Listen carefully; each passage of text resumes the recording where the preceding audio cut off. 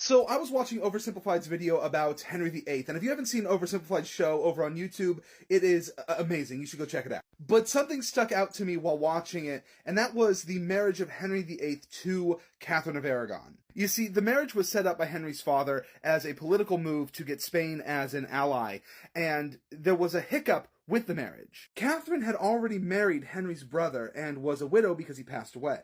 And Henry's father had to get special permission from the Pope to allow Henry to marry her because they interpreted Leviticus 25:20 as meaning you can't marry your brother's widow.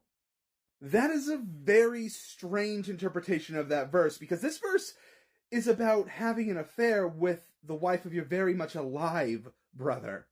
And what makes it even weirder is the concept of the Kinsman Redeemer. In Deuteronomy, God actually commanded that if a woman is widowed before she's able to bear a child to her first husband, that the next of kin is to marry her, take care of her, and also father children through her that would be considered the dead man's children, thus allowing his bloodline to continue.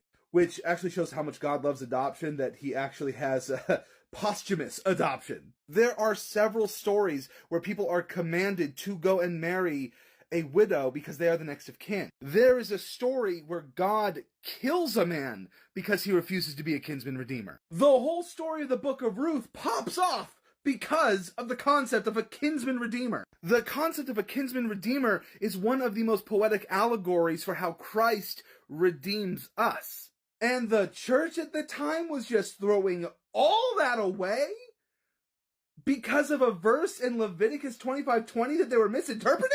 That is just, it's mind-boggling how poorly the church was run at that time. Anyway, it shocks me that a lot of pain and suffering happened because of that grossly misinterpreted verse.